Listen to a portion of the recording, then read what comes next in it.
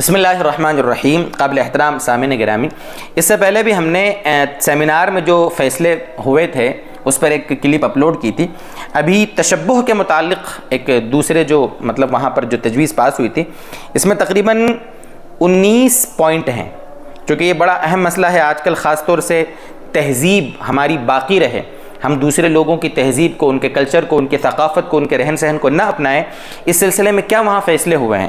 Number 1، اس میں 19 point ہیں، میں جلدی آپ کے سامنے نقل کرتا ہوں. نمبر 1، کسی فرد یا جماعت کا کسی ایسی چیز کو جو کسی خاص قوم کی پہچان و امتیاز ہو بالارادہ اختیار کرنا تشبہ ہے. ٹھیک ہے. نمبر 2، جن امور کو عادتاً ایک طرح پر کیا جاتا ہے ان سے اسلام میں منع نہیں کیا گیا ہے تو ان کو اسی طریقے پر کرنے میں تشبہ نہیں ہے. ٹھیک ہے. نمبر 3، نئی ایجادات و عام ضروریات زندگی سے متعلق امور میں تشبہ مباح ہے، جائز ہے. نمبر 4، کسی بھی قوم یا مذہب کی وہ خاص علامت جس سے ان کی شناخت ہوتی ہو اس کو شعار کہتے ہیں، اور کسی دوسری قوم کا شعار اختیار کرنا جائز نہیں.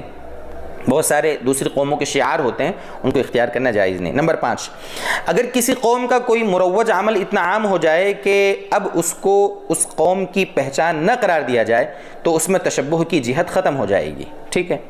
نمبر 6، وہ امور جن کا تعلق عقیدہ اور عبادات سے یا مذہبی عرف و عادت سے ہے ان میں تشبہ حرام ہے اور ان کی بعض صورتوں میں کفر کا اندیشہ ہے. نمبر 7، صلیب لٹکانا، کراس عیسائیوں کا جو ہوتا ہے، صلیب لٹکانا، زنار پہننا، جنیو جس کو کہا جاتا ہے، قشقہ لگانا، ہولی کھیلنا، دیوالی میں دیا جلانا، کرسمس میں شریک ہونا، یوگا کرنا یا اس طرح کے دوسرے مذہبی اعمال، یہ سب مذہبی تشبہ کے دائرے میں آتے ہیں. یہ سب ناجائز ہیں، یہ سب ناجائز ہیں.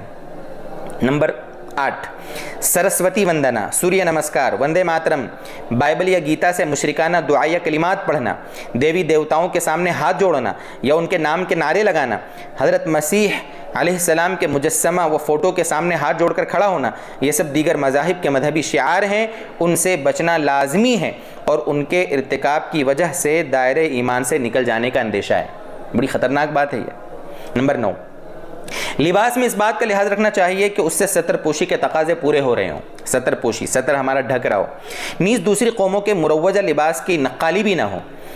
لہذا ساڑی، دھوتی جن علاقوں میں غیر مسلموں کا لباس نہیں ہے اور وہ ساتر بھی ہوں، یعنی بدن کو ہمارے چھپانے والے ہوں، تو ان کے پہننے سے شناخت مشتبہ نہ ہو تو اس کے استعمال کی گنجائش ہے.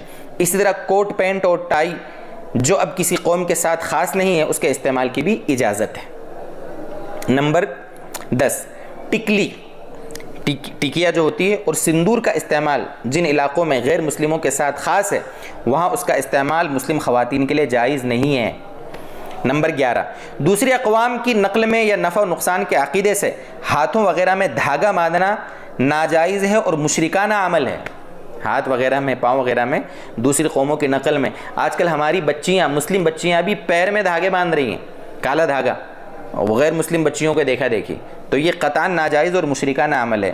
نمبر 12، مکانات کی تعمیر یا اس کی خریداری میں واستو کی رعایت کو ضروری تصور کرنا. واستو نیز مکان کے دروازے اور نئی گاڑی جو خریدی گئی گاڑیاں ہیں ان پر لیمو یا مرچ کا لٹکانا مشرکانہ عمل ہے، کرتے ہیں لوگ.